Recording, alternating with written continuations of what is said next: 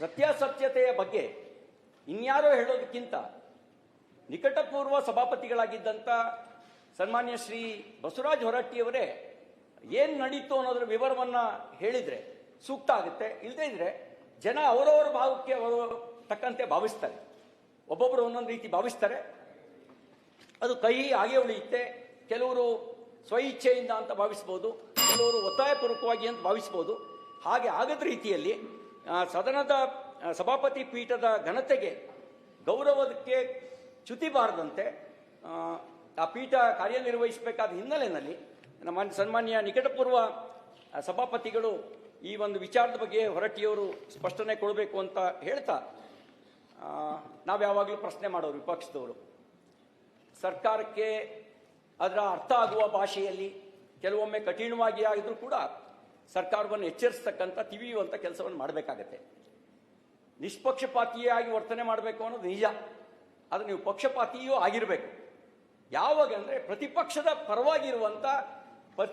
ಪರವಾಗಿರುವಂಥ ಪಕ್ಷಪಾತಿಯಾಗಿರ್ಬೇಕು. ಯಾಕೆಂದರೆ ಆಡಳಿತ ಪಕ್ಷ ಸರಿದಾರಿಯಲ್ಲಿ ಹೋಗೋದಕ್ಕೆ ಎಚ್ಚರಿಸುವ ಅವಶ್ಯಕತೆ ಕಾಲಕಾಲಕ್ಕೆ ಇರುತ್ತೆ.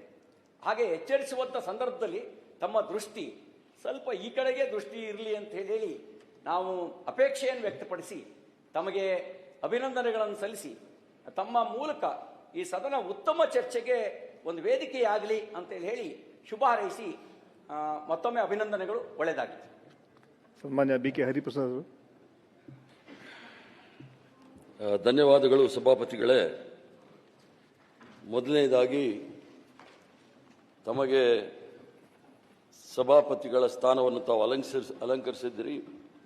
ಅದಕ್ಕೋಸ್ಕರ ವೈಯಕ್ತಿಕವಾಗಿ ಮತ್ತು ನನ್ನ ಪಕ್ಷದ ಪರವಾಗಿ ತಮಗೆ ಉತ್ಪೂರ್ವಕವಾದ ಅಭಿನಂದನೆಗಳನ್ನು ಸಲ್ಲಿಸ್ತೇನೆ. ಅದರ ಜೊತೆಗೆ ಕಾಂಗ್ರೆಸ್ ಪಕ್ಷದ ಶ್ರೇಷ್ಠ ನಾಯಕತ್ವ ಸೋನಿಯಾ ಗಾಂಧಿಯವರಿರ್ಬೋದು, ಮಲ್ಲಿಕಾರ್ಜುನ್ ಖರ್ಗೆ ಅವರಿರ್ಬೋದು, ರಾಹುಲ್ ಗಾಂಧಿಯವರು ಇರ್ಬೋದು, ತಮ್ಮನ್ನು ಈ ಸ್ಥಾನಕ್ಕೆ ಆಯ್ಕೆ ಮಾಡೋದಕ್ಕೋಸ್ಕರ ಅವ್ರಿಗೂ ಸಹ ಧನ್ಯವಾದಗಳನ್ನು ಹೇಳಲಿಕ್ಕೆ ಇಚ್ಛೆ ಬೀಳ್ತೇನೆ. ಇದರಲ್ಲಿ ಪ್ರಜಾಪ್ರಭುತ್ವದಲ್ಲಿ ಈಗಾಗಲೇ ಕೆಲವರು ಮಾತಾಡಿದರು ಮತ್ತು ಮುಖ್ಯಮಂತ್ರಿಗಳು ಅಲ್ಲೂ ಭಾಷಣ ಮಾಡಿದ್ದು ಕೇಳಿದೆ.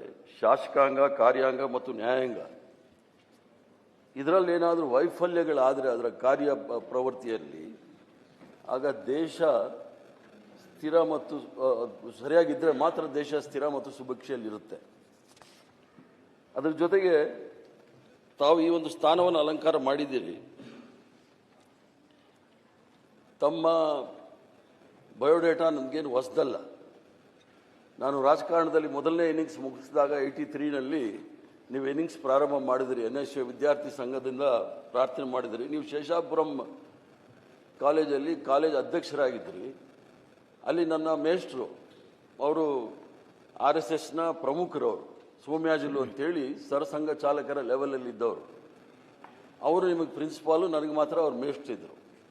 ಅವರು ಆವಾಗವಾಗ ಫೋನ್ ಮಾಡೋರು ನನಗೆ, ಏನಪ್ಪ ನಿಮ್ಮ ಸಲೀಂ ಅಹಮದ್ ಅವರು ಇಷ್ಟು ಗಲಾಟೆ ಮಾಡಿಸ್ತಾರೆ ಅಂತ ಹೇಳಿ. ನಾನು ಆ ಥರ ಮನುಷ್ಯ ಅಲ್ಲ ಸರ್, ಅವರು ಭಾಳ ಸೌಮ್ಯ ಸ್ವಭಾವದವರು. ಕೆಲವು ಪ್ರತಿಭಟನೆಗಳು ಮಾಡ್ಬೋದು, ಅದು ಗಲಾಟೆ ಅಂತ ಹೇಳ್ಬೇಡಿ ಅಂತ. ಇಲ್ಲ ದಿನ ಯಾವುದಾದ್ರೂ ಒಂದು ಇಶ್ಯೂ ತಗೊಂಡು ಬರ್ತಾರೆ ಅಂತ ಹೇಳಿ. ಈಗ ನೀವು 45 ವರ್ಷದ ಸುದೀರ್ಘವಾಗಿ ಕಾಂಗ್ರೆಸ್ ಪಕ್ಷದಲ್ಲಿದ್ದು ನೀವು ನನಗೆ ರಾಜೀನಾಮೆ ಕಳಿಸ್ಬಿಟ್ರಿ. ನನಗೆ ರಾಜೀನಾಮೆ ತಗೊಳಕ್ಕೆ ಇಷ್ಟ ಇರಲಿಲ್ಲ, ಆದರೆ ವಿಧಿ ಇಲ್ಲ. ಹೈಕಮಾಂಡ್ ಅವರು ತಮ್ಮನ್ನ ಅಲ್ಲಿ ನೇಮಕ ಮಾಡಿದ ತಕ್ಷಣ ಅದನ್ನು ರಾಜೀನಾಮೆಯನ್ನು ನಾನು ಒಪ್ಪಿಕೊಂಡು ನಾನು ಕೂಡ ಇದನ್ನು ಕೊಟ್ಟಿದ್ದೀನಿ. ಆ ಸ್ಥಾನದಲ್ಲಿ ಕೂತಾಗ ಅದರಲ್ಲಿ ಭಾಳ 3 ತಮ್ಮನ್ನು ಆಯ್ಕೆ ಮಾಡೋ ಸಂದರ್ಭದಲ್ಲಿ ತಮ್ಮ 3 ಏನು ಅಂತೀರಾ ಕ್ವಾಲಿಟೀಸ್ ಏನಿದೆ, ಒಬ್ಬ ಮನುಷ್ಯನಿಗೆ ಇರಬೇಕಾದಂಥ ಗುಣಗಳೇನಿದೆ, ಬುದ್ಧಿ, ಸಾಮರ್ಥ್ಯ, ಪ್ರಾಮಾಣಿಕತೆ. ಆದರೆ ಬುದ್ಧಿ ಮತ್ತು ಸಾಮರ್ಥ್ಯ ಏನಕ್ಕೂ ಕೆಲಸಕ್ಕೆ ಬರಲ್ಲ ಪ್ರಾಮಾಣಿಕರಾಗಿಲ್ಲ ಅಂದರೆ. ನೀವೊಬ್ಬ ಪ್ರಾಮಾಣಿಕ ವ್ಯಕ್ತಿ ಇಷ್ಟು ಸುದೀರ್ಘ ಜೀವನದಲ್ಲಿ ಎಲ್ಲೂ ಸಹ ಕಪ್ಪು ಚುಕ್ಕೆಯಿಂದ ಬಂದಿರತಕ್ಕಂಥ ವ್ಯಕ್ತಿಯನ್ನು ನಾವು ಆಯ್ಕೆ ಮಾಡಿರೋದು ನನಗೂ ಹೆಮ್ಮೆ, ಪಕ್ಷಕ್ಕೂ ಹೆಮ್ಮೆ, ರಾಜ್ಯಕ್ಕೂ ಸಹ ಹೆಮ್ಮೆ ಅಂತೇಳಿ ನನಗೆ ಅನಿಸುತ್ತೆ. ಅದರಲ್ಲಿ ನಾವು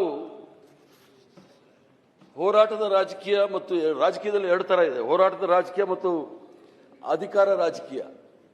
ಹೋರಾಟದ ರಾಜಕೀಯದಲ್ಲಿ ಜನಸಾಮಾನ್ಯರ ಅರಿವನ್ನು ಮೇಲ್ದರ್ಜೆಗೆ ತೆಗೆದುಕೊಂಡು ಹೋಗುತ್ತೆ. ಹೋರಾಟ ಮಾಡ್ಕೊಂಡು ನೀವು ರಾಜಕೀಯ ಮಾಡಿದಾಗ ಜನಸಾಮಾನ್ಯರ ಅರಿವಿರುತ್ತೆ ನೋಡಿ, ಅದು ಮೇಲ್ದರ್ಜೆಗೆ ಹೋಗುತ್ತೆ.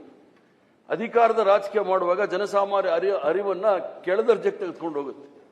ತಾವು ಹೋರಾಟದ ರಾಜಕೀಯದ ಮೂಲಕವೇ ಬಂದರೆ ವಿನಃ ಯಾವುದಾದ್ರೂ ಅಧಿಕಾರದ ರಾಜಕೀಯಕ್ಕೆ ಬರಲಿಲ್ಲ.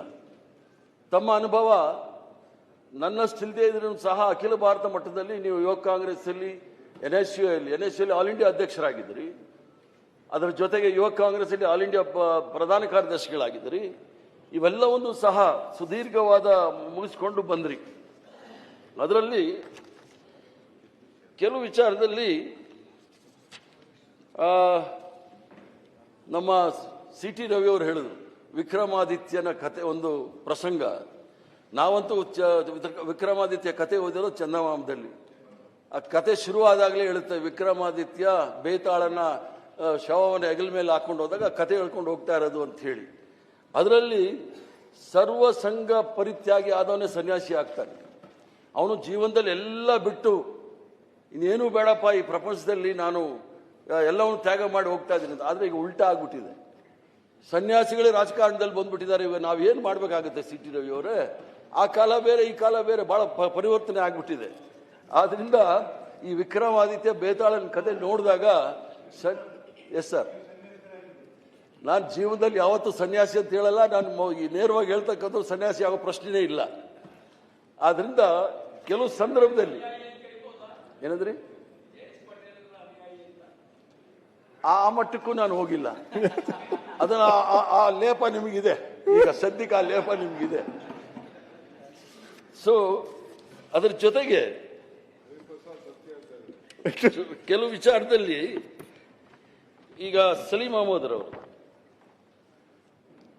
ಕರ್ನಾಟಕ ರಾಜ್ಯ ಪ್ರದೇಶ ಕಾಂಗ್ರೆಸ್ ಕಮಿಟಿಯ ಕಾರ್ಯಾಧ್ಯಕ್ಷರಾಗಿದ್ದರು. ನಮ್ಮಲ್ಲಿ ಆಸ್ಕರ್ ಫರ್ನಾಂಡಿಸ್ ಬಿಟ್ರೆ 24 ಗಂಟೆ ಯಾರಾದ್ರೂ ಕೆಲಸ ಮಾಡ್ತಾ ಇದ್ರೆ ಈ ಸಲೀಮೆ. ನಾನು ಹೇಳ್ತಾ ಇದ್ದೆ, ಯಾಕ್ರಿ 1 ಗಂಟೆ 2 ಗಂಟೆವರೆಗೆ ಇರ್ತೀರಾ? ನಿಮ್ಗೇನು ಕೆಲಸ ಇಲ್ಲ ಅವ್ರದ್ದು? ನಾನೀಗ ಸದನದಲ್ಲಿ ಹೇಳ್ಬಾರ್ದು. ನಿಮ್ಗೆ ಇದೇನಾ ಕೆಲಸ? 12 ಗಂಟೆ 2 ಗಂಟೆ ಮೇಲೆ ನೀವು ರಸಲ್ ಮಾರ್ಕೆಟ್ಗೆ ಟೀ ಕುಡಿಯೋಕೆ ಹೋಗ್ತೀರಾ, ಇಲ್ಲೂ ಹಂಗೆ ಮಾಡ್ತೀರಾ? ಬೇಗ ಅಂಗಡಿ ಮುಚ್ಚಿರ, 12 ಗಂಟೆಗೆಲ್ಲ ಮುಚ್ಚಿಬಿಟ್ಟು ಹೋಗಿ ಅಂದ್ರೇನು 2 ಗಂಟೆ 3 ಗಂಟೆವ್ರಿಗೆ ಕೆಲಸ ಮಾಡೋರು ಒಬ್ಬ ಕಾರ್ಯಾಧ್ಯಕ್ಷರಾಗಿ. ಅದು ಅಲ್ಲ, ಪಕ್ಷದ ಕೆಲಸ. ಅದನ್ನೇ ಹೇಳ್ತಾ ಇದ್ದ ಅವರು. ಅದಕ್ಕೋಸ್ಕರ ನಾನು ಪ್ರಾಮಾಣಿಕತೆ ಅಂತ ಹೇಳಿದ್ದು. ಬುದ್ಧಿ ಮತ್ತು ಸಾಮರ್ಥ್ಯ ಕೆಲಸಕ್ಕೆ ಬರೋದಿಲ್ಲ, ಪ್ರಾಮಾಣಿಕತೆ ಇರಲಿಲ್ಲ ಅಂತ. ಪ್ರಾಮಾಣಿಕವಾಗಿ ಕೆಲಸ ಮಾಡಿದಂತಹ ವ್ಯಕ್ತಿನ ನಾವು ಪಕ್ಷದಲ್ಲಿ ನಾವು ಕಳ್ಕೊಳ್ತಾ ಇದ್ದೀವಿ. ಹಂಗಾರೆ ಸದನನೂ ಕೂಡ 2 ಗಂಟೆವರೆಗೆ ನಡೆಸ್ತಾರೆ ಅಂತ ಮುನ್ಸೂಚನೆಗೆ ಹೇಳ್ತಾ ಇದ್ದೀರಾ ಸರ್? ಗೋಳಿಗೋ ಅಲ್ಲ, ಅದು ಒಂದು ಎಚ್ಚರಿಕೆ ಕೊಡ್ತಾ ಇದ್ದೀವಿ. ಸೊ ಅದ್ರ ಜೊತೆಗೆ